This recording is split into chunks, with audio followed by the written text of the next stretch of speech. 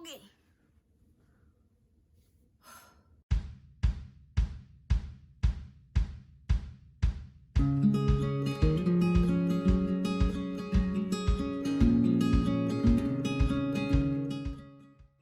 Hi everyone, welcome back to my channel. I'm Lala.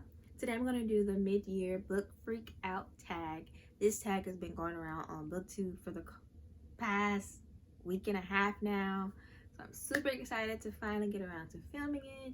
It looks super fun. It's some pretty interesting questions on here. So let's just get started with the first question. The best book you've read so far.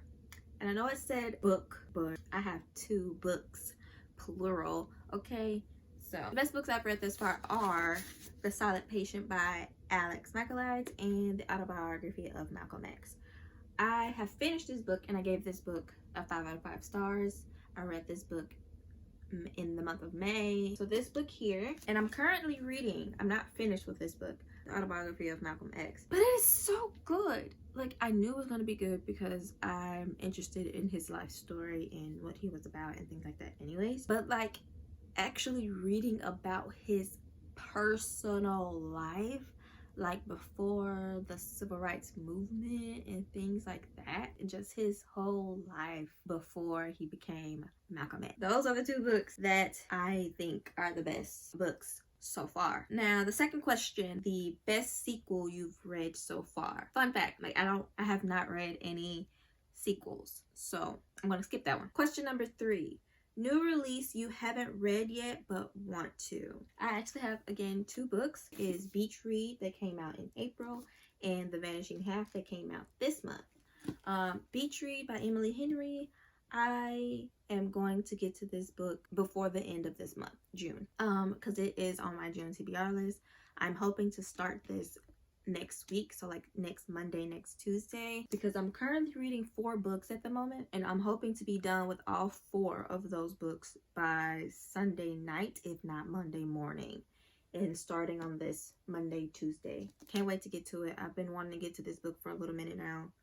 It's been like really hyped up, so I'm hoping that it lives up to its expectations, but I've been hearing nothing but good things about it. So that book here. The next book, it just came out this month, June. It is The Vanishing Half by Britt Bennett. I'm super excited to read this book. This is a type of book that it discusses certain things that I'm into learning about and reading about, whether it be fiction or nonfiction. It is about 2 twin sisters, black and white, they're biracial. They ended up running away. They live in the South, and this is like in the 50s all the way through the 90s. The age of, I think it said 16, and they end up running away from home. And like I said, they're both biracial, black and white. They're twins, but one sister looks more white than she does black, and the other one, I guess she just looks as more black features than white features. The sister who looks more white, she passes as a white woman, and her husband is a white man who has no idea that she's black. This is gonna be good. I know it is. I can't wait to read this book. That's that. The next question is number 4, most anticipated release for the second half of the year. It would be, I'm super excited to read Midnight Sun by Stephanie Meyer, Edward's point of view in the Twilight series. I know a lot of people, you either love it or you hate it, but I'm one of the few who was like a die-hard Twilight fan. Team Edward over here, okay? All vampires come my way. Like, I'm super excited for this. Biggest disappointment is question number 5. I got 2. My biggest disappointment is 2 books. I had to DNF both of these books. I had to DNF The Mister by E.L. James and Life and Death by Stephanie Meyer. Sad face.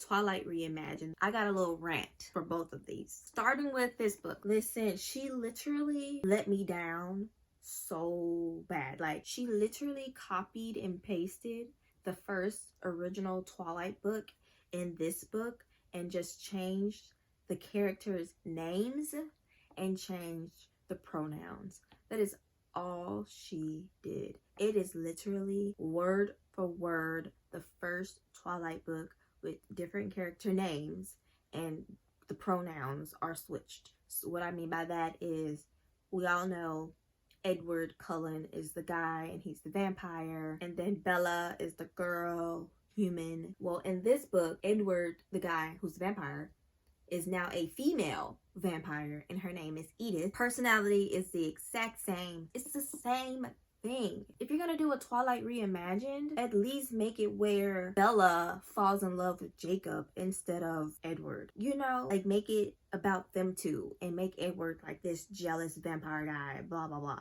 Like, no. This one is The Mister by E.L. James. The writing, bad. And I only get to chapter 3. And I was like, yeah, I can't do this. The guy, his name is Maxim. You know how Christian Grey is like the dominant guy. He's like the CEO, super rich, all of that, right? He's a attractive guy. He's kind of hot. This guy here, I just want to punch him. I don't like it. He's very whiny. He complains a lot. Like the first chapter was him complaining about inheriting his deceased brother's business. I'm like he's upset that he now has to work. His character reminded me of a little boy in a grown man's body. Like, he was so annoying. Nothing about him was attractive. I wasn't like, oh, this man here is hot. No. So I just decided to freaking Spark Notes spoiler, because I wanted to just go look at spoilers and see like if this is worth my time finishing, because like how sexy 50 Shades of Grey was, this ain't it. So that's that.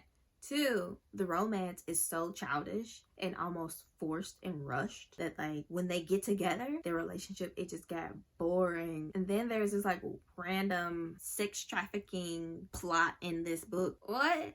Anyways, rant over. Biggest surprise, the Shatter Me series. This is the 2nd book, Unravel Me. I was shocked with that because I heard of the series from 9 Reasons Smiles, because she talked about it. She said that was one of her favorite childhood book stories, and I was just like, when I would read like the synopsis on it, like on Google, I was like, this just seems kind of childish, because when I read certain YA books, I'm just like, not vibing it. I instantly fell in love. I absolutely love that series, and I was expecting it to be boring. It's really, really good. Question number 7, my favorite new author. I don't have a favorite new author. Newest fictional crush, Kenji from Shatter Me series. Newest favorite character. Side note, I purchased all of the Harry Potter books by this unknown author that I will not name, but Harry Potter, him and Hermione. A book that made you cry is question number 10. I haven't read a book that made me cry, but a book that made me emotional, where I could have possibly cried, I would definitely say A Little Life. I am still reading this book, y'all. I decided to listen to a chapter a day on Audible. This book has definitely had a couple of emotional scenes, and I mean a couple of them. Like, I had to like put my book down at one point because it was just like, this is too much. This is too much. This is too much for me to take in at the moment, so let me take a break.